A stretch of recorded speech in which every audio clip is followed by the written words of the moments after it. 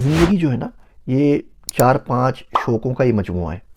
تو وہ کہتے ہیں نا، یا کوئی آدمی بڑے شوقین لگتے ہیں، تو اس میں یہ 4-5 قسم کے شوق آپ کو بس پالنے ہیں زندگی کے اندر۔ زندگی بہت آرام سے گزر جاتی ہے۔ پہلا شوق آپ کو کوئی ایسا پالنا ہے، کوئی ایسا رکھنا ہے جس سے آپ پیسہ کما سکیں۔ کوئی ایک شوق رکھ لیجئے جس سے آپ کا پیسہ بن سکے۔ ایک شوق ایسا رکھنا ہے جس سے آپ اللہ سبحانہ و تعالیٰ کے قریب ہو سکیں۔ ایک شوق ایسا رکھنا ہے جس سے آپ مخلوق خدا کی خدمت کر سکیں۔ ایک شوق ایسا رکھنا ہے جس سے آپ میں خاموشی آئے، آپ کم بولا کریں، سنا زیادہ کریں۔ اور ایک شوق ایسا رکھنا ہے جس سے آپ علم حاصل کر سکیں۔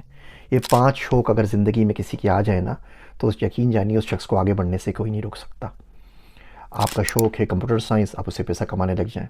آپ شوق رکھ لیجیے ڈیجیٹل مارکیٹنگ کا، میٹاورس کا، کرپٹو کرنسی کا، اے آئی کا، ڈیٹا سائنسز کا، بزنس کا۔ اس شوق سے آپ کے پیسے بنتے رہیں گے۔ ایک شوق پال لیجیے اللہ سائیں کے قریب ہونے کے لیے، اس میں آپ تہجد رکھ لیجئے، اس میں آپ دعا مانگنا رکھ لیجئے۔ جلدی نہ کیا کریں نا، ہم لوگ رکوع میں سجدے میں جاتے ہیں، جلدی جلدی پڑھتے ہیں سبحان رب العظیم، سبحان رب الاعلیٰ، پتہ بھی نہیں چلتا پہلی تسبیح کب ختم ہوئی اور کب شروع ہو گئی۔ ایک شوق آپ نے رکھنا ہے مخلوق خدا کی خدمت کا۔ آپ ایتھی کے لیے ایمبولینس چلا لیں، آپ لوگوں کی چیریٹی کر دیں، گھر والوں سے جا کے مل لیں، محلے والوں سے جا کے مل لیں، مسجد کمیٹی میں شامل ہو جائیں، کوئی نہ کوئی ایسا فیس بک کے اوپر پوسٹ لگا دیجیے، کسی کے لیے کوئی فنڈ ریزنگ کر لیں، کچھ کر لیں کہ کسی نہ کسی کی مدد ہو سکے۔ نہیں افورڈ کر سکتے، بھیا کبوتروں کو کھانا کھلا دیجیے، بلی کو پانی پلا دیجیے، کتوں کو روٹی ڈال دیجیے۔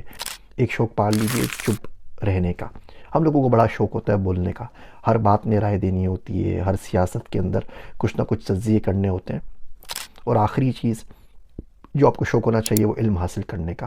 مومن آدمی سے علم کا صدور ہوتا ہی رہتا ہے، یا وہ سیکھ رہا ہے یا وہ سکھا رہا ہے۔ تو بھئی 4-5 شوق پال لیجئے، زندگی ان شوق کے اندر بہت آرام سے سفل ہو جائے گی، بہت آرام سے گزر جائے گی۔